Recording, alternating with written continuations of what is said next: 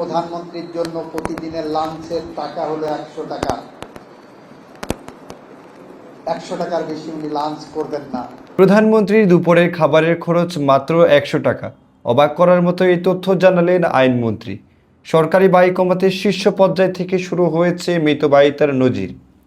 সরকারি ব্যয় সংকোচন ও সাদাসিধে জীবনযাপনের নীতির অংশ হিসেবে প্রধানমন্ত্রী তারেক রহমানের দুপুরের খাবারের খরচ 100 টাকার মধ্যে রাখা হয়েছে বলে জানিয়েছেন আইনমন্ত্রী অ্যাডভোকেট মোহাম্মদ আসাদুজ্জামান। আইনমন্ত্রীর বক্তব্য অনুযায়ী সরকারের শীর্ষ পর্যায় থেকে অপ্রয়োজনীয় ব্যয় কমানোর দৃষ্টান্ত তৈরি করা হচ্ছে। প্রধানমন্ত্রীর খাবারের খরচও সেই ব্যয় সংকোচন নীতির আওতায় রাখা হয়েছে। শুধু প্রধানমন্ত্রী নন, মন্ত্রিসভার সদস্যদের দুপুরের খাবারের ক্ষেত্রেও 100 টাকা ব্যয়ের সীমা নির্ধারণের কথা জানিয়েছেন বাণিজ্য, শিল্প, বস্ত্র ও পাটমন্ত্রী খন্দকার আব্দুল মুক্তাদির।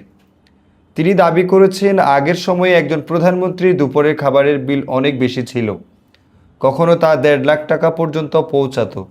তবে এখানে একটি বিষয় পরিষ্কার করা জরুরি।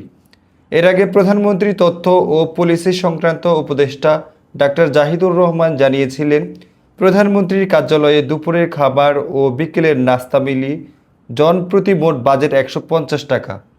অর্থাৎ দুপুরের খাবারের জন্য 100 টাকা আর দুপুরের খাবার ও বিকেলের নাস্তা মিলিয়ে 150 টাকা। দুটি তথ্য একই বিষয় নয়। সরকারের দাবি, রাষ্ট্রীয় অর্থের অপচয় কমিয়ে মিতব্যয়িতা নিশ্চিত করতেই শীর্ষ পর্যায় থেকে এই বার্তা দেওয়া হচ্ছে।